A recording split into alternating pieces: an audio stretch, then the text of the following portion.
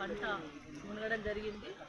మరి ఇప్పుడు మేము అధికారులను కోరేది ఏంటంటే ప్రకృతి వైపరీత్యం జరిగినప్పుడు ముందుగానే అలర్ట్ ఉండాలి. యాక్చువల్లీ ఇక్కడ ముందుగా చెరువుకు ఒక బుంగ పడింది, చెరువుకు కట్టకు ఒక బుంగ పడింది.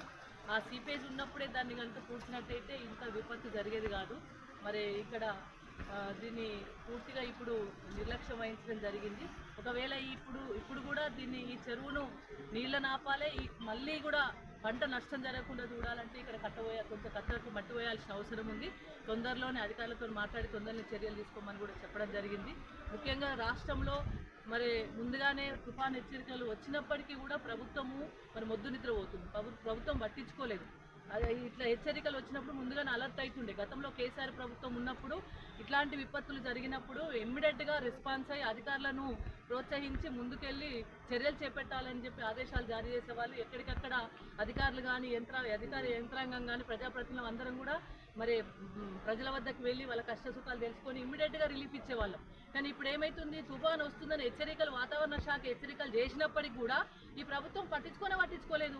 ఇంత ప్రాణ నష్టం జరిగింది. దాదాపు 32 మంది చనిపోయినరు, ప్రాణ నష్టం జరిగింది, బాగా ఆస్తి నష్టం జరిగింది, పంట పొలాలు మొత్తం మునిగిపోయినాయి, వరదలు వస్తూ ఉన్నాయి. ఖమ్మం జిల్లా లాంటి దగ్గరైతే వరదలు వచ్చి కొట్టుకుపోతున్నారు. అక్కడ వాళ్ళకి ఫుడ్ కూడా సరైన పద్ధతిలో అందించడం లేదు. ఇక్కడ కూడా మరి ఇప్పటి వరకు అధికారులు కానీ అదేవిధంగా మరి ప్రజాప్రతినిధులు కానీ వచ్చి పర్యవేక్షించి దానికి పరిష్కారం ఇవ్వట్లేదు. కేవలం తూతు మంత్రంగా వెళ్తున్నారు వస్తున్నారు తప్ప పరిష్కారం చూపెట్టట్లేదు.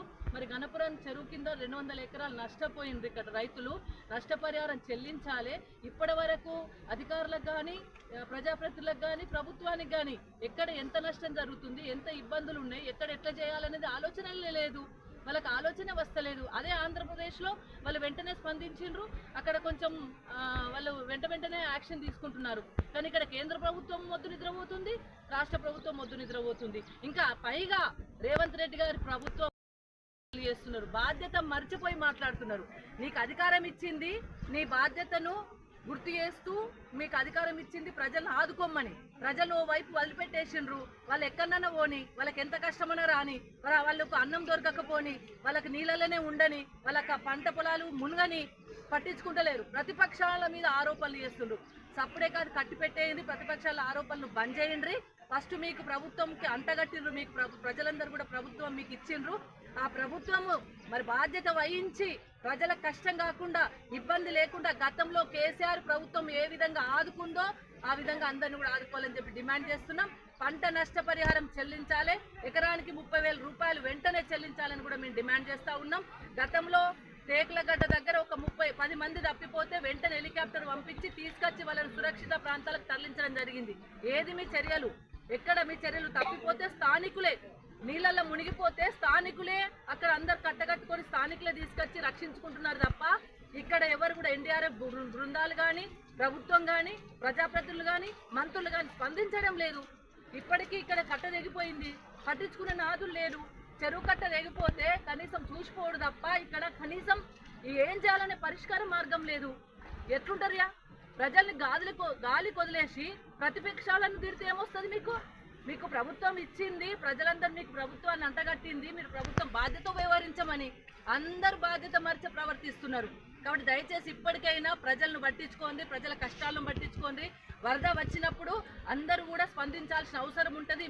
మీరు ప్రభుత్వ పరంగా మీకు బాధ్యత ఎక్కువ ఉంటుంది కాబట్టి ముందుగా మీరు స్పందించి వాళ్ళకి ఏం చేయాలో చర్యలు చేపట్టుండ్రి. అది మీ బాధ్యత. మీ బాధ్యతను గుర్తు చేయాల్సిన పరిస్థితి మా ప్రతిపక్షాలకు వచ్చింది. అందుకే దయచేసి అవన్నీ మాటలు గట్టిపెట్టుండ్రి. ఎదుటోళ్ళని తిట్టుడు బంద్ చేయండి, ప్రతిపక్షాలను తిట్టుడు బంద్ చేయండి. మీరేం పని చేయాలనో గది చేయండి. గణపురం ఏదైతే చెరువు తెగిందో ఈ చెరువుకి ఇమ్మీడియట్గా ఇక్కడ మధ్యలో చిన్న కట్ట ఇసుక బస్తాలు వేసి ఇక్కడ కట్ట పోస్తే ఇక్కడ ఇంకా పైగా నష్టం జరగదు. రెండోది కట్ట కూడా భవిష్యత్తులో కూడా చెరువులో నీళ్లు పోకుండా ఉంటాయి. కట్ట కూడా మళ్ళీ తుఫాను వచ్చే అవకాశాలు ఉన్నాయి కాబట్టి అలర్ట్ అయినట్టుంది. కాబట్టి పరిష్కార మార్గం ఇప్పుడే అధికారులతో మాట్లాడడం జరిగింది. ఒకవేళ ఈ కట్ట మీద చర్యలు తీసుకుపోతే మళ్ళీ 3 డేస్కి వస్తాం మేమే. ఒకవేళ వాళ్ళు కనుక కట్ట పునరుద్ధరించకపోతే మేమందరం ఊరోళ్ళందరం కలిసి కట్ట పోసుకుంటాం. ఇది కూడా మేమందరం నా సాయం కూడా ఉంటుంది. తప్పకుండా అందరం కలిసి కట్ట పోసుకుంటాం. ప్రజలు కోరుకున్నట్టు పరిపాలన అందించాలి కానీ మీ ఇష్టం వచ్చిన రీతిలో చేస్తే నడవది. ఇప్పటికైనా అధికారులు స్పందించుంది, ప్రజాప్రతినిధులు స్పందించుండ్రి. ఇక్కడ వెంటనే ఆ కట్టను పునరుద్ధరించాలని చెప్పి డిమాండ్ చేస్తూ ఉన్నాం.